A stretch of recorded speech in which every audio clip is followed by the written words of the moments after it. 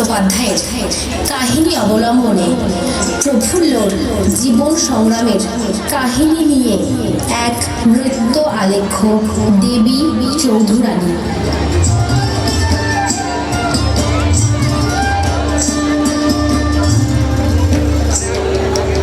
নমো নমো নমো সুন্দরী মম জননী বঙ্গভূমি।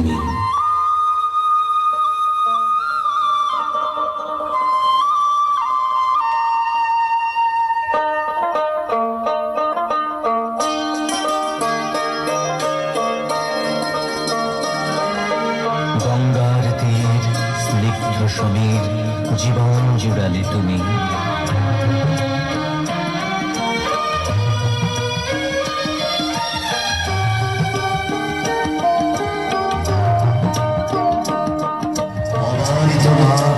গগনললা চুনি তব পদধূলি।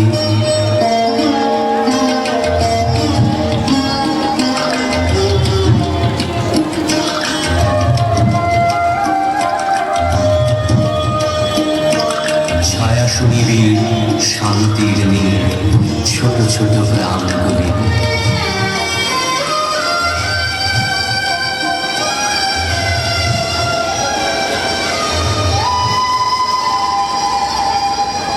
সহজ সরল গ্রাম্য জীবনে বড় হয়ে ওঠা পিতৃহারা ছোট্ট মেয়ে প্রফুল্ল সারাদিন বন্ধুদের সাথে খেলাধুলা ঘুরঘুল আর সাথে মায়ের বকুনি, এই তার জীবন।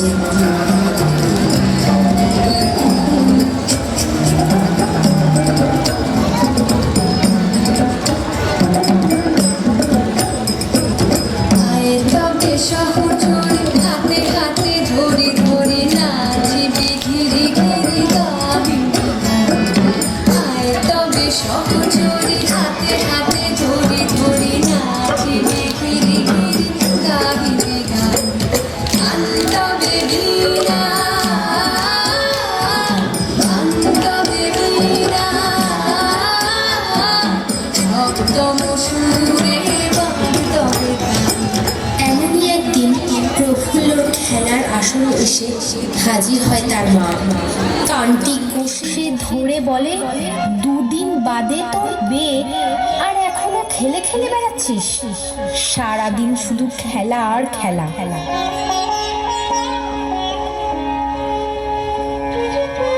বিয়ের দিন আগত? কষ্টে ভরা প্রফুল্লর মন বলে ওঠে, খেলার দিন মা আমার আসে মাঝে মাঝে। সেদিন আমার মনের ভেতর কেমন তারা বাজে। শীতের বেলায় দুই পহরে দূরে কাদের ছাদের পরে ছোট্ট মেয়ে রোদ্দুরে দেয় বেগনি রঙের শাড়ি। চেয়ে চেয়ে চুপ করে রই তেপান্তরে পার বুঝি ওই। মনে ভাবি ওইখানেতেই আছে রাজার বাড়ি। বিবাহ হয়ে যায় প্রফুল্ল।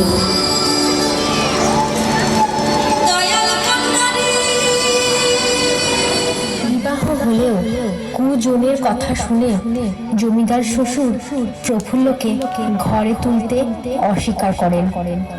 তাই সে মায়ের বাড়িতেই তার জীবন কাটাতে থাকে। বিবাহের পর তার জীবনটা হঠাৎ অনেকখানি যেন বদলে যায়। তাকে নাকি এখন অনেক কিছুই করতে নেই, খেলতে নেই, দৌড়াতেও নেই।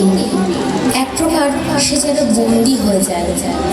কিন্তু তার মন চায় এই বন্দি বেড়া ভেঙে বন্ধুদের সাথে ঠিক আগের মতন খেলা করতে। বেলা যে পড়ে এলো, জলকে চল। পুরনো সেই সুরে কে যেন ডাকে দূরে। কোথা সে ছায়া সখী, কোথা সে জল, কোথা সে বাঁধা ঘাট অসততল। ছিলাম আনমনে একেলা গৃহকোণে, কি যেন রে জলকে চল। কলসি লয়ে কাছে পথ সে বাঁকা, বামেতে মাছ শুধু সদাই করে ধুধু। ডাকিনে বাঁশ বন হেলায় শাখা, দিঘির কালো জলে সাঝের আলো ঝলে। দুধারে ঘন বন ছায়ায় ঢাকা।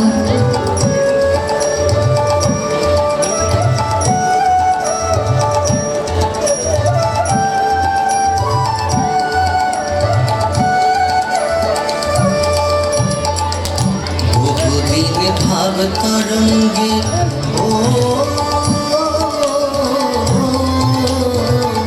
বহুদিন ভাব তরঙ্গে ভেসেছি কতই রঙ্গে সুজনের সঙ্গে হলো দেখা শোনা বলে বলো লোকে মন্দ বিরহে আর প্রাণ বাঁচে না দেখেছি রূপসাগরে মানুষ কাঁচা সোনা দেখেছি রূপসাগরে মনে এভাবেই কেটে যায় বহু বছর। প্রফুল্ল একদিন ঠিক করে শ্বশুর বাড়ি যাওয়া এবং সেই মতোই অনেক ক্রোশ পথ পেরিয়ে পৌঁছায় সেখানে। কিন্তু অভাগা প্রফুল্লকে দেখে শাশুড়ি খুশি হলেও তার অহংকারী জমিদার শ্বশুর বেঁকে বসে। তিনি বলেন, এত বড় আসবাবটা সেই বাগদি বেটি আমার বাড়িতে ঢোকে, এক্ষুনি ছেটা মেরে বিদায় কর। এই নিচু রাত্রে আমি চারপালা মেয়েটা কোথায় যাবে? তাড়ালে খাবেই বা কি? কি খাবে আমি তার কি জানি, বলবে যা খুশি খা, চুরি করে খাক, ডাকাতি করে খাক।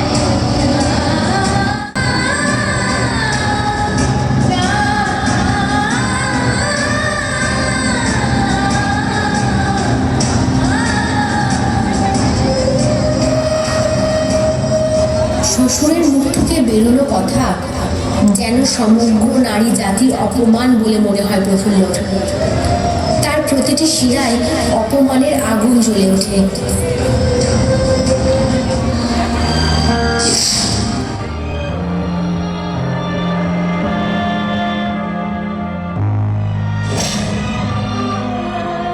সমাজ ও ভাগ্যের চাবুকের ঘায়ে ক্ষত বিক্ষত হয়ে ওঠে প্রফুল্লর হৃদয়। অভাগী প্রফুল্লর পরিণতি যে এত ভয়ঙ্কর হবে সে তা নিজেও কল্পনা করতে পারেনি। ভাগ্যের পরিহাসে একাকী প্রফুল্ল একদিন ডাকাতের খপ্পরে পড়ে।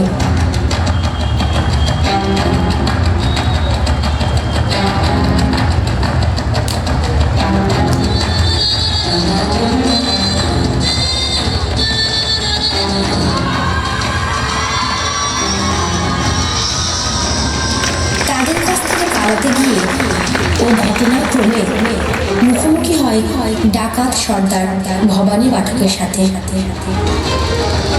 তিনি প্রফুল্লর মুখে তার দুঃখের ও অপমানের কথা শুনে তাকে অস্ত্রবিদ্যা দেওয়ার সিদ্ধান্ত নেন। অপমানের প্রতিশোধ নিতে ও নারী জাতির উত্থান হেতু প্রফুল্ল অস্ত্র তুলে নেয় হাতে।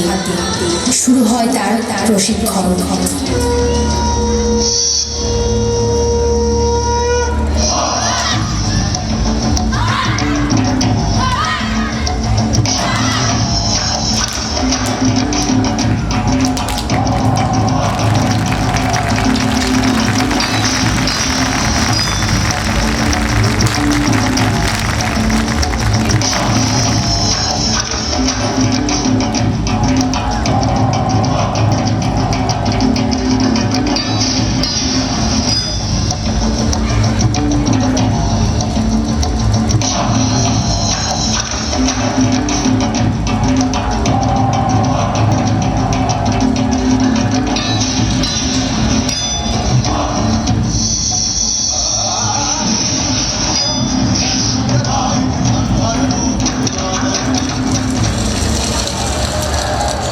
এভাবেই সে হয়ে ওঠে ডাকাত রানী।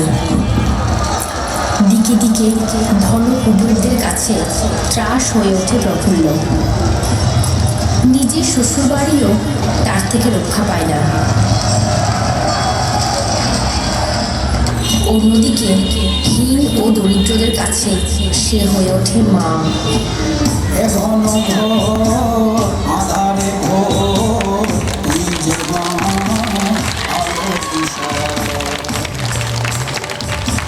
শক্তি রূপা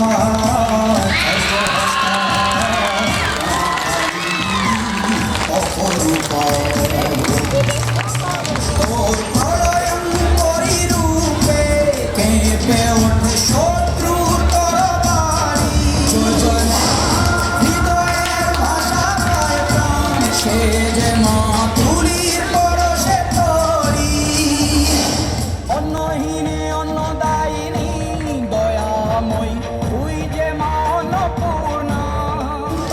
স্নেহে তুই মা যেন তুই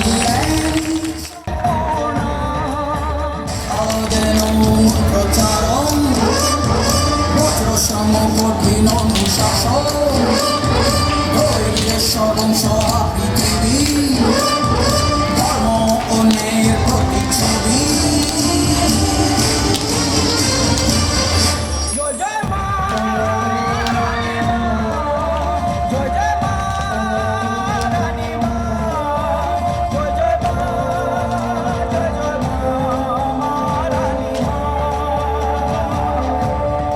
তাদের আশীর্বাদেই গ্রামের এক সহজ সরল প্রফুল্ল হয়ে ওঠে দেবী চৌধুরানী।